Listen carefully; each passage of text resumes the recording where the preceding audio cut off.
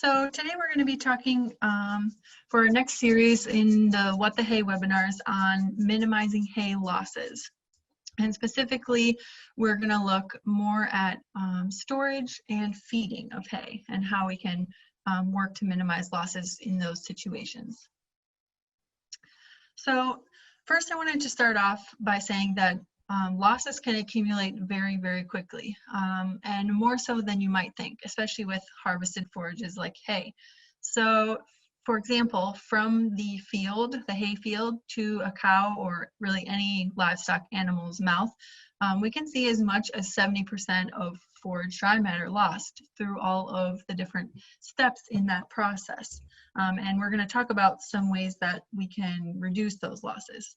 So if we think about the hay process, the hay making process, really those losses begin as soon as that forage is cut in the field. So when hay is left out in the field curing, we can see some loss of dry matter as well as nutrients. During the harvesting or baling process, we can see additional losses.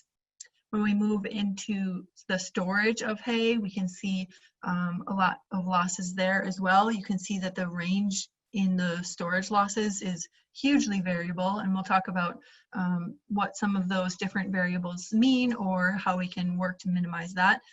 And then when we move into feeding, again, we have a huge range in the possibility of dry matter losses depending on how that hay is being fed. So today we're going to look at both the storage and the feeding losses and talk about why the range is so big in those different categories and how we can work to kind of minimize our losses from that end of the spectrum.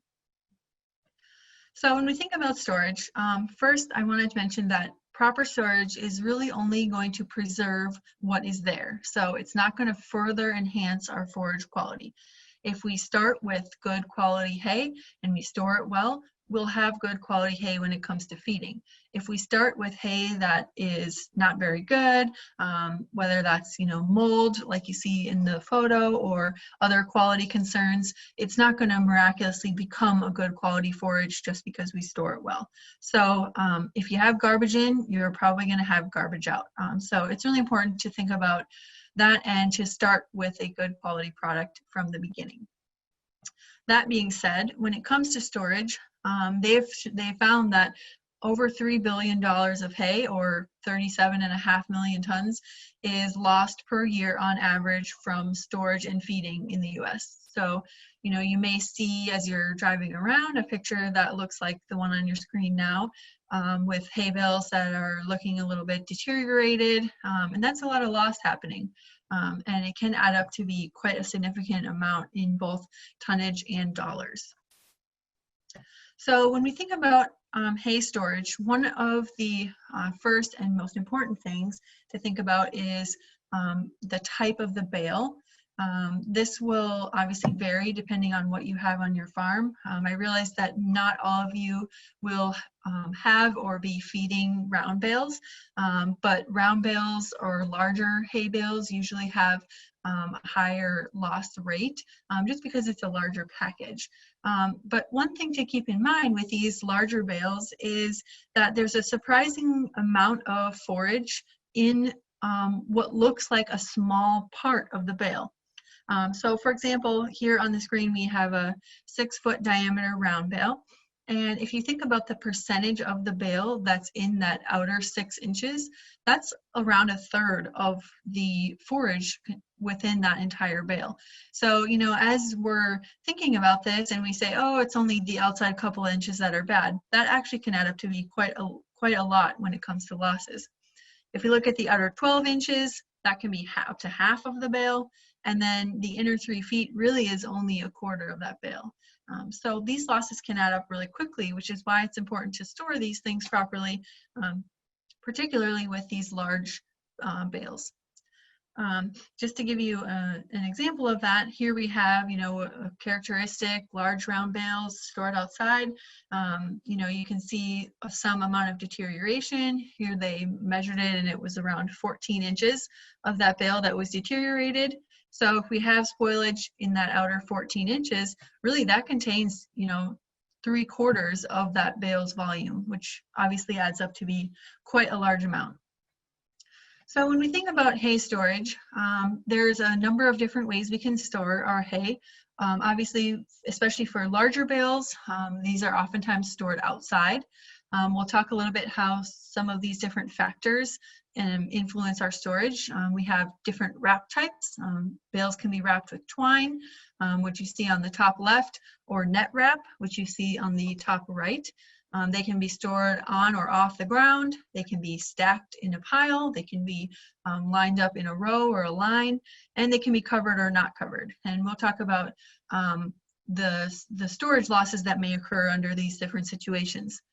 When it comes to inside storage, we can use any number of different storage options, like a hoop structure, a hay shed, a pole barn, an area or a portion of an existing barn. And inside storage is obviously easier for things like a small square bale. It's smaller, easier to stack, easier to put in kind of small areas, a spare stall, or under a lean-to, etc.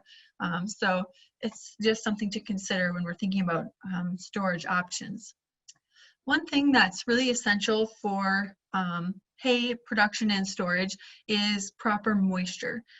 We talked a little bit about moisture last time when it came to forage quality, but hay really needs to be put up at the proper moisture in order for it to be stored properly and to maintain good quality. So we want to see hay put up less than 20% moisture for our small bales, and then even less than that for our large round or large square bales. This is because if we have high levels of moisture, we're going to have a higher level of heat production. We're going to have more respiration from those plants. We're going to have more bacterial growth and production, and this is all going to combine to result in a greater amount of loss, both from a dry matter or a amount, as well as reductions in quality. And then the higher moisture also, of course, leads to a greater potential for things like fungal growth or mold. So it's really important that we start at the proper moisture. I will say, though, that even when hay is baled at the target moisture, the forage will go through something that's commonly referred to as a sweat for the first couple weeks, maybe a month or so. And this is due to plant respiration and microbial activity that's kind of finishing up as that hay is drying down just a little bit. So there will be some moisture and heat that's given off, and this will result in a little bit of losses. A general rule of thumb is a 1% decrease in moisture results in a 1% decrease in dry matter. So if hay was baled at 20% moisture and dries down to that 15%, we'll probably see a 5% loss. So there will always be a little bit of loss occurring from hay storage, especially during that initial period. But usually once hay gets down to that 12 to 15% moisture, it will pretty much equilibrate. So after that, sweating period happens, additional hay storage losses are also due to moisture. You'll see moisture as a very common theme when we talk about hay storage, and it is the main driver behind our storage losses. So we need to store that hay in a way that's going to minimize additional moisture. This can happen from water soaking into the top and the sides of the bale. This can happen from moisture wicking up from the ground into the bottom of the bale. There's a variety of ways that moisture can get in, but our ultimate goal is going to be to minimize that moisture that can affect the bale. So when we think about variables that influence this, one of the first variables that may not be so important in the long run, because obviously there's different reasons for purchasing different types of hay, but the type of hay will actually influence storage losses. So grasses typically make a little bit better of a thatch and will shed water a little bit better than some of our legumes. So this may be applicable to you if you have a limited amount of storage and you have some legume or alfalfa hay bales and you have some grass hay bales. Be sure to store the legume bales inside above the grass hay bales. Bale size can affect the addition of moisture or losses. If a bale has a larger diameter, there is actually less surface area per ton. So less of the surface area or less of the volume of that bale is exposed to the outside elements and can have moisture penetration in that way. And bale density can also influence losses. This may be more of a factor to control from the hay production side than from a storage side, but if bales are denser or more tightly packed, they also will shed water better than a more loosely baled bale. So this is just to show you, again, the kind of influence of our spoilage depth and how it can add up to different amounts of losses based on the diameter of different bales. So if we take a spoilage depth of 4 inches, you can see the diagonal lines are for bale diameters between 3 and 6 feet. But really this adds up to 20 to 40% loss, even with just that outer 4 inches of spoilage occurring. So that larger diameter bale falls on the lower end of the losses, and the smaller diameter bale falls on the higher end. One of the other things that we can do is think about where we're storing the bales. We know that exposure to sun will keep our hay bales dry, so we don't really want to be storing them underneath trees or in the shade. We want to keep them kind of out in the open where the sun can keep those dry. When it comes to drainage, a well-drained site will be preferable because there will be less moisture potential seeping up from the bottom. So we'll see less spoilage on the bottom of that bale. And taking that one step further will be to minimize or alleviate the ground contact altogether. So storing hay bales on crushed rock or gravel will reduce moisture from ground contact, or putting them up on things like pallets or tires, anything that we can do to get that hay up off the ground and minimize that moisture seeping up from the ground. The other benefit to something like a pallet is that it also allows for air to be circulated underneath the bales, which will help keep the bottom side of that bale drier. So they've done some work looking at different storage parameters and moisture content or moisture distribution within the bale. So this was a study done at the University of Wisconsin, and they looked at moisture distribution using a number of different moisture probes that were placed at different areas of the bale. And this was with a mixed grass legume round bale. And the one that you're looking at now was a bale that's stored on the ground. So the red area that you see in the middle or the top is a lower moisture percentage. And then as you get more through the yellow, green, blue, then blue is the highest moisture concentration. So you can see that effect of storing that bale on the ground meant that there was more moisture seeping into that bale where it was contacting the ground. If we look at the same type of hay bale, but stored elevated up on a pallet, you can see we alleviate a lot of that moisture contact that was coming up through the ground. And this bale was kept much drier over a longer period of time. They also have looked at things like the orientation or the direction that we store those rows of hay bales. So storing them in a row that faces north to south is better than a row that goes from east to west, because as the sun rises in the east and sets in the west, the sun is exposed to all sides, all the rounded sides of that hay bale.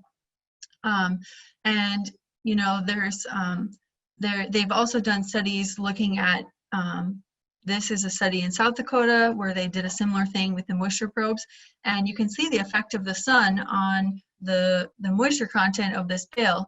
Of course, the bottom is a little bit wetter because this bale was stored on the ground, but you can see even in the afternoon when the sun is hotter, which would have been when the sun is more in the west side, that bale stayed drier because of the effect of that sunlight that was having on drying that bale. Versus the east side did have some drying effect, but was overall a little bit wetter when it was cooler. Bale spacing, we don't want the rounded sides of those bales touching because that will prevent water from running away from those bales. So we want them to be far enough apart so that there's good air circulation and there's no means no place for water to be trapped and pooled between those bales. So you can see here when those two alfalfa bales were stored side by side so that the rounded sides were touching, there was a lot of moisture that was accumulating in that rounded side where those bales were meeting, leading to, you know, higher amount of spoilage where those bales were touching. The type of wrap I mentioned will play a role. Bales that are wrapped with something like a net wrap usually shed water better than something that was twine wrapped. So here you see the twine wrapped bale versus the net wrapped bale. And you can see that the net wrap bale, not only did it shed water better from the top, but there was also less moisture able to come in through the ground, through the moisture from seeping up from the soil as well. Some people like to stack their bales because they, you know, want to save space, and it used to be thought that, you know, you could stack them and the bales that were kind of on the bottom or in between, you know, if it was a pyramid, would be more protected. But actually, if bales are not covered, so not in a building, not under a tarp of some sort, they really shouldn't be stacked, because this will also trap moisture and prevent water from draining. So this photo that you see here had what they call a mushroom stack. So one bale on the bottom was placed on its end, and the other bale was placed on top of it on its side. And you can see the large amount of moisture that was trapped from stacking those bales in that configuration. They also looked at a pyramid configuration for bale stacking, and again, you can see the water that was shed from those upper bales and flowed down in through the cracks and in between all of those bales that were lower down. And the lack of sunlight or exposure to wind and sun and air in those lower bales also prevented that water from evaporating. So that water was just kind of pooled and collected there. So this might be, you know, a more visual photo of what that might look like out in the field. And we really don't want to store bales outside if they're not covered in a stack or formation, because we'll see a lot of deterioration and water collecting in between those bale edges from the trapped moisture. If bales are covered, that's when stacking can be useful. So if we are wanting to stack bales, we should really protect them by covering them with some sort of tarp or covering, whether that's you know, a plastic wrap in a line, you know, pyramid shape like you see here. We really need to prevent that water from seeping down in between that pyramid stack into those bales. And then, of course, storing them inside in a storage building will always offer the most protection. So the figure that you see on the left was a bale that was stored outside by itself, so no contact with any other bales, versus the one on the right is indoor storage. And you can see the moisture differences between storing that bale inside versus outside. So indoor is always preferential.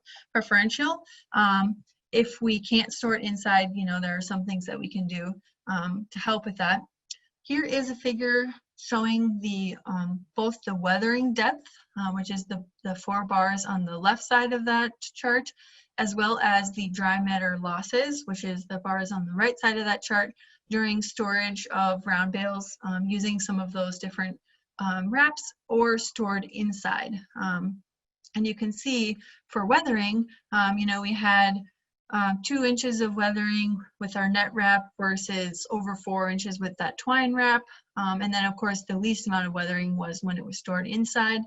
And then this resulted in a high amount of dry matter loss for bales that were stored with twine, over 30, close to 35%, you know, in the mid 20% losses for stored outside with net wrap, and then, you know, minimal losses, less than 6% for bales that were stored inside.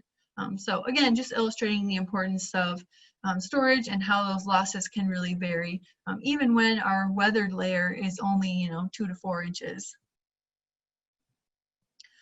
So this is just a summary of a whole bunch of studies that have looked at different storage types, different wrap types, and the amount of losses that occurred in those bales. And you can see these are the bales that were stored either inside or covered, and those are the ones that have the least overall percent loss. And then the ones at the bottom are the ones that were stored outside on the ground. And even if that ground was well drained, you know, we still had a high percentage of loss. The worst losses, of course, were when they were stored outside on the ground with poor drainage in a shaded area. And they had, you know, up to 60% losses occurring with those hay bales. Here's another study that looked at storage losses under different conditions. And this one I wanted to point out the difference in time. So in the left column, we see bales that were stored up to 9 months. And on the right column, we see bales that were stored for a longer period, so a year to a year and a half. And the thing to note is for bales that were stored under a roof or in an enclosed barn, there really wasn't a whole lot of change, you know, going from that 9-month storage period up to that year and a half. We still had, you know, less than 5% loss when it was in a barn. So if we're going to be storing hay for a long period of time, that's when it gets the most important that we are covering or keeping those bales inside, because the longer that storage period is, the longer those bales are exposed, and the more you know, weather conditions they'll be exposed to if they're stored outside and they're not covered or protected. So you know, we realize that there are some circumstances where we don't have space inside, we don't have the facilities or the structures to allow for indoor storage. So I wanted to, you know, compile a few guidelines for if hay has to be stored outside. And these are, you know, things that we've already talked about. So make a larger hay bale that will have less surface exposure. Choose a denser bale that will shed water better. Use something like a net wrap over the twine. Store those bales with that north-south orientation and leave enough space in between those rows. Don't store them underneath trees or in a shady spot. Store them on a well-drained site. Elevate them if possible using pallets or something else. And if you're going to stack them, be sure to cover those bales. So that's just kind of an overview of the best storage options for outside. I will say that when it comes to smaller bales, like our small square bales, they really don't store outside very well at all. So if at all possible, you know, they don't have that rounded surface to help shed that water. They're not usually wrapped with something like that net wrap to help shed water. So we really honestly don't want to be storing those outside if at all possible. We want to keep those inside and under cover. There are a few universities that have decision tools that they've made that can help compare different hay storage options and, you know, look at those different bale characteristics and the value of the hay and, you know, how much losses can be estimated and how much that will cost in the long term. And, you know, if you're thinking about investing in a storage structure or a building, looking at some of these tools might be useful to allow you to see, you know, how those losses are adding up and, you know, how many years it would take a structure to kind of pay for itself or to get your money back in waste that's been saved. So that's kind of the overall summary of hay storage. But I also wanted to talk today about hay feeding because feeding is another area where we can see these huge ranges in dry matter losses that can occur over time. And there's a lot of different things that influence this. But we know that one of the greatest expenditures of ownership for any livestock really is usually feed costs. If it's not the most expensive, it's usually one of the most expensive costs. We also know that our livestock animals consume primarily a forage-based diet. And if you do some math, this really adds up to a lot of forage that these animals are consuming in a year. Here's just an example of that. So here I have a table where I have several different livestock species. The second column is their average dry matter intake based on a percentage of their body weight. And of course, these are ranges, and this will all depend on, you know, the life stage of that animal, the production demands, etc. And then I just picked an average weight for each of those species and then calculated out their dry matter intake for forage in tons per year. So you can see that we have some ranges. You know, something like a goat or a sheep obviously will consume less hay or tons of forage per year than the larger animals like a horse or cattle, but really anywhere between 1 and 6 tons per year can be consumed by our livestock, which is really a big investment when it comes to ownership, are these feed expenses. So we really want to minimize those losses when we're feeding that forage. Feeding losses can occur as a result of anything from trampling, physical deterioration, contamination with feces or urine, refusal if those animals are sleeping on an area and it's become contaminated and then they don't really want to eat what's left. And this can also occur, whether you're feeding hay inside or outside. So the photo in the bottom right is a horse stall, and you see a lot of that hay wasted from contamination and trampling, and they've kind of spread that out through the stall. So, livestock, as much as we wish, are not very neat necessarily, and they don't always, eat and live in separate areas. So we can see a lot of contamination and deterioration happening, and that will result in a large amount of waste. So the feeding losses can, like our storage losses, can be affected by a number of different factors. One of the things to think about is the spot or the location where we're feeding those animals. So we want to avoid lower or wetter areas and instead choose a well-drained or dry location. We can consider footing under some circumstances, if we want to feed on a cement pad, on a crushed gravel pad, install a high traffic pad to kind of help minimize mud issues and the trampling of that forage into mud. Or alternatively, we can also move our feeding location around to help minimize, damage or mud accumulating in a single area, and have the added benefit of kind of spreading our manure or other nutrients around, especially if our feeding area is actually, one of our pastures rather than a dry lot or a sacrifice lot.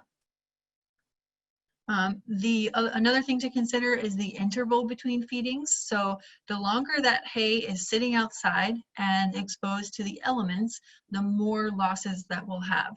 So if we, feed one meal or 1 day's worth of hay at a time and have, that shorter interval between feedings, it is a little bit more labor intensive, but it will minimize waste.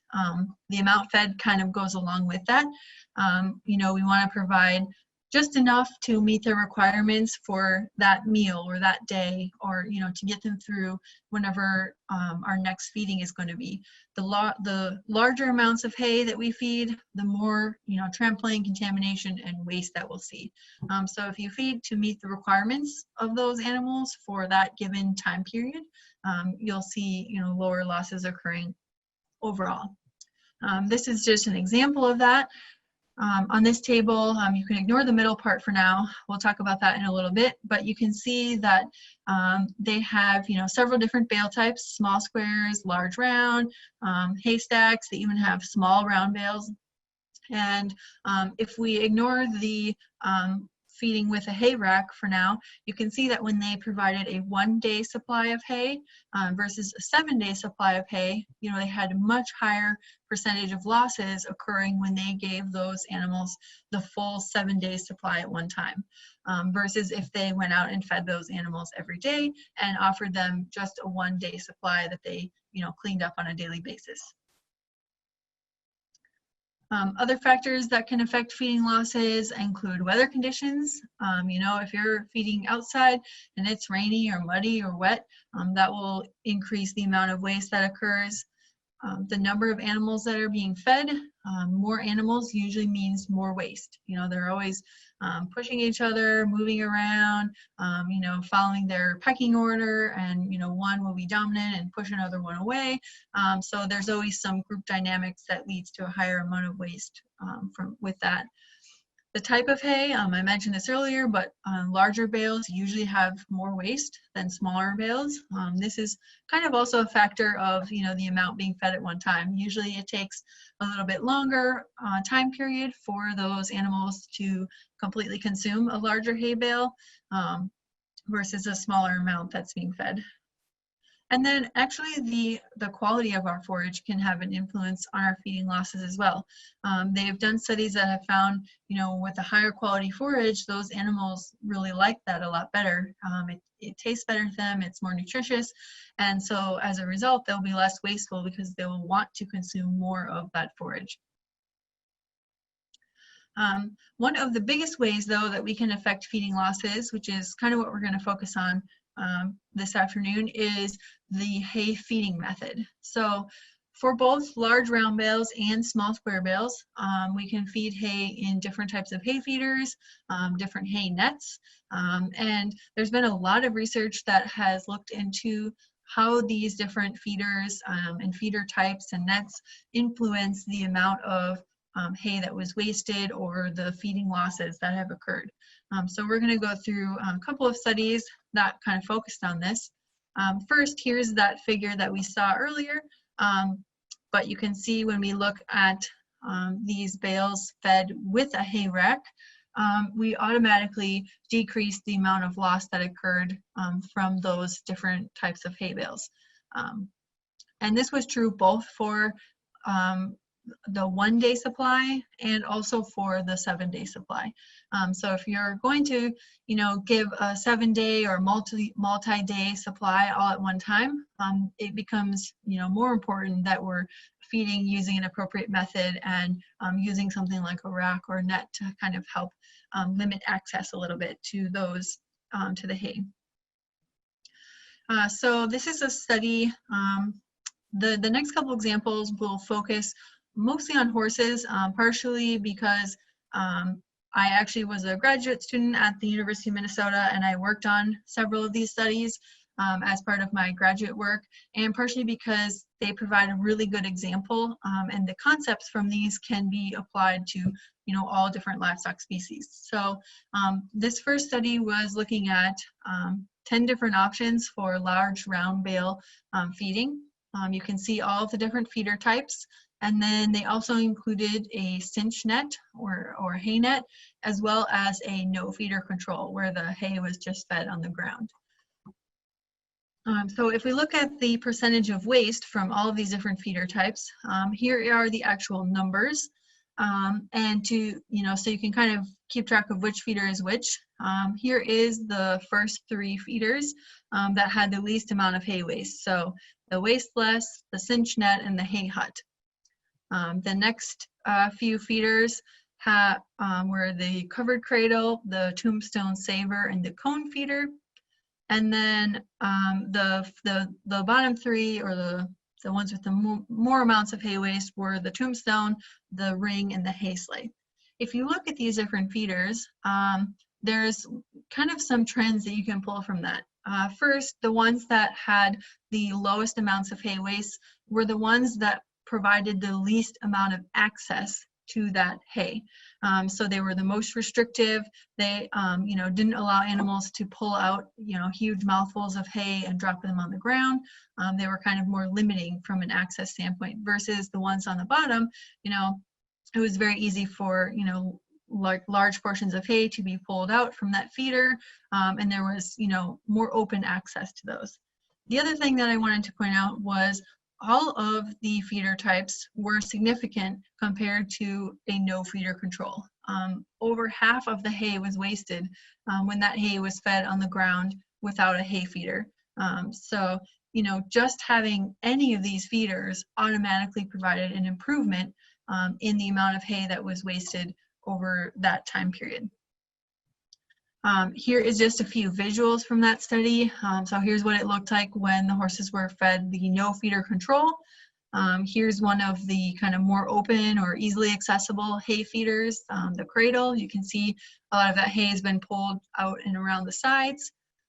And then here were some of the ones that were a little bit more restrictive in that access, like the hay hut. And you can see visually the reduction in the hay waste that was happening around those different feeder types. In this study, they looked at more than just hay waste. They also measured horse intake, and from that calculated weight change, or weighed the horses and calculated weight change. And the one thing I wanted to point out with that was I apologize, my boxes have shifted a little bit, but the no feeder control had a significant amount of weight loss that was occurring compared to a lot of the other hay feeders. There was a lower intake from those animals, and that resulted in that negative weight change that occurred over time.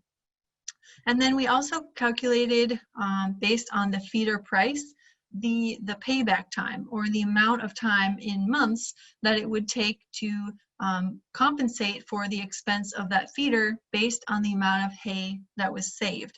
And you know, the numbers varied anywhere between you know, a few weeks or a month up into 10 months. But the point here is that all of those feeders paid for themselves in 10 months or less. You know, this was used based on $200 a ton hay. You could, you know, change those values and recalculate. But within a year, the expense of those feeders paid for themselves based on the amount of hay that was, the hay waste that was reduced from those feeders.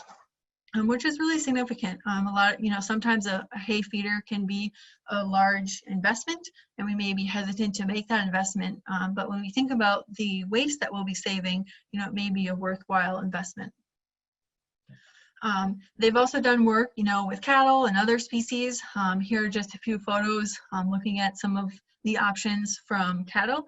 You can see on the left when the cattle were fed without a hay feeder, again, you know, a similar concept, a lot more hay waste, a lot more hay spread out around the ground. Those cows are, you know, standing on that hay and, you know, using it for bedding a little bit.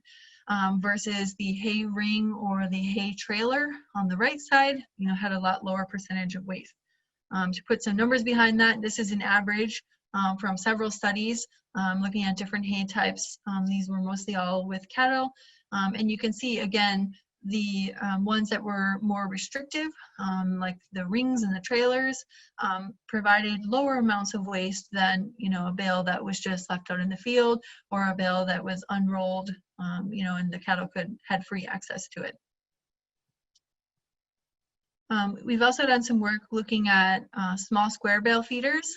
So this was one of the studies that I worked on when I was a graduate student.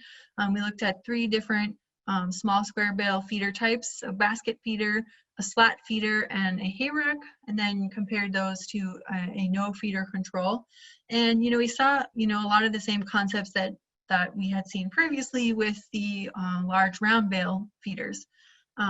When we think about the percentage of hay waste, the no feeder control had a much higher percent waste compared to all 3 of our feeder types. We did see a little bit of differences between feeder types. The slat feeder had a lower percent waste compared to our hay rack, but they were all less than 5% versus, you know, 13% or more for our no feeder control. And again, we can draw some of those same conclusions. All of those feeders resulted in less hay waste compared to that control because they provide a physical barrier between the animals and that forage. The slat feeder, which is the one you see in the picture, had the least amount of hay waste, especially compared to the hay rack. And again, this is the most restrictive of those feeders. It didn't allow those horses to fully immerse their nose in the hay, or, you know, pull large mouthfuls out at a time. It was kind of more of a trickle feeder or a more restrictive hay feeder. Here is the visuals of what it looked like for our 4 different treatments. On the top left, you can see the no feeder control. That hay is being spread out on the ground. The hay rack is in the top right. Again, you can see some hay on the ground, but less than the control. And then on the bottom, we have the basket feeder and the slat feeder. And you can see the minimal amount of waste that we saw on a daily basis from those feeder types. We did a similar payback calculation for these small square bale feeders, and because the overall waste percentages are lower, it took a little bit longer, you know, for the money to be a return on investment. But all 3 of those small square bale feeder types were paid for themselves within a year. So it was 9 to 12 months. The slat feeder, because it had the lowest waste, and was moderately priced, was the quickest. The hay rack was the most affordable of the feeders, but it did have the most waste between those 3 types. So that one was a little bit of a longer payback period, and then the basket fell kind of in between. So again, we're a worthwhile investment to think about if you're feeding a lot of hay and you think a lot of hay is being wasted.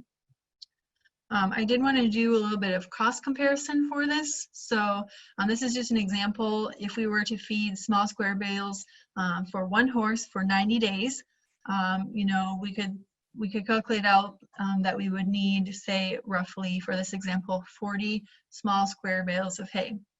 And I've divided this into 3 different feeding situations. So the first column is stored improperly, or you could say, you know, stored outside or stored with a larger amount of storage losses, and then fed on the ground. So we have a higher percentage of feeding losses. In the middle, we have, you know, stored, say, in a barn. So we have minimal storage losses, but fed on the ground. So we have a higher percentage of feeding losses. And in the right, we have, you know, stored inside and fed in a feeder. So minimal amounts of losses for both storage and feeding. If we calculate the amount of bales needed based on those percentages of waste, both the storage and the feeding, and use, just for this example, a $6 per bale cost, you can see the cost for those 90 days went from $372 for our, you know, improper storage fed on the ground, down all the way to $264 for if we were feeding in a feeder and storing those bales inside. And this is just for 1 horse. You know, if we extrapolate that and say, what if we have 6 horses? That comes out to a savings of, you know, between $600 and $700 over that 90-day period. So that's why I say that these losses can add up really quickly, both for storage and for feeding. And it's really important to consider that when we're, you know, making these different decisions. The last point that I wanted to mention was hay nets. I didn't really talk about those a lot, but basically all the same concepts can be applied for hay nets. And this might be more applicable, you know, if you're feeding inside, although nets can just as easily be used outside. But here's just a picture of, you know, hay that was fed in a stall without a net versus hay that was fed in a stall with a hay net. And for the nets, I did want to mention that, you know, similar to the feeders, there are more restrictive and less restrictive hay nets. So hay nets come with different size openings. This photo on the bottom on the left-hand side, you know, is a hay net with the, you know, more traditional or old school, like 6-inch openings. In the middle is one with a little bit smaller openings. I think those were like 2 or 2.5 inches. And then on the right side is what they often refer to as like a slow feed hay net. So the openings in that hay net were only, say, 1 inch. And really, when you want to minimize waste, you need to make that a little bit more restrictive so those animals aren't able to pull all that hay out of the net and spread it all over the stall. So one of the 2 nets on the right-hand side with the smaller openings would be a good choice if you're trying to minimize that hay waste. So to kind of wrap all that together, basically we know that forage losses can accumulate really quickly. It's important that we start with a good quality forage. Proper storage will save forage. So we need to minimize exposure of that hay to moisture, whether that's storing it inside, covering it, etc. And then we also want to minimize waste when we're feeding that forage. So feed it in a dry location, feed smaller amounts and more frequently, so there's less given at a time, and use some sort of hay feeder or hay net to kind of help further minimize that waste. So with that, that was all of the slides I had, so I'd be happy to take any questions if there are any.